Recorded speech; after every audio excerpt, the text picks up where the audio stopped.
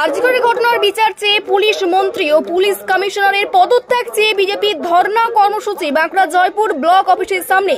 হাইকোর্টের নির্দেশে সিবিআই তদন্তে দুর্নীতির অভিযোগে গ্রেপ্তার আরজিকরের প্রাক্তন অধ্যক্ষ সন্দীপ ঘোষ।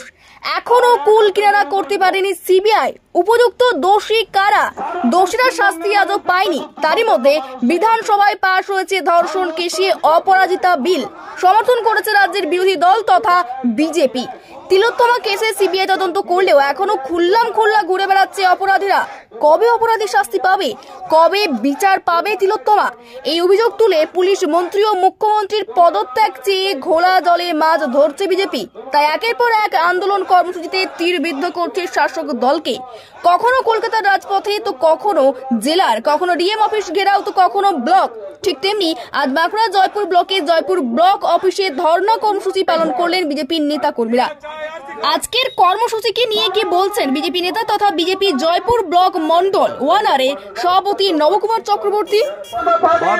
প্রথমত আরজিকর কাণ্ডে যা ঘটেছে স্বাধীন ভারতবর্ষের ইতিহাসে পশ্চিমবঙ্গবাসী হিসাবে মুখ দেখাবার জায়গা নেই। এর প্রতিবাদে প্রশাসনিক বিভাগের প্রত্যেকটি দপ্তরের রন্ধে রন্ধে দুর্নীতি, খাদ্য দুর্নীতি, শিক্ষা দুর্নীতি, সর্বস্তরে যে দুর্নীতির বাসা পশ্চিমবঙ্গ হয়ে গেছে।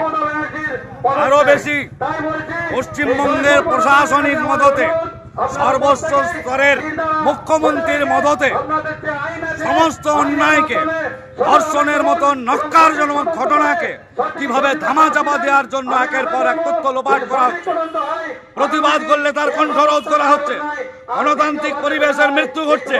এরই প্রতিবাদে সারা পশ্চিমবঙ্গের প্রত্যেকটি বিডিও অফিসের সামনে আমরা ধর্ণা অবস্থানে বসেছি।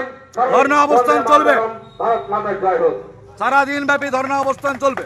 আমার নাম নবকুমার চক্রবর্তী, কতুলপুর মন্ডল 3 সভাপতি।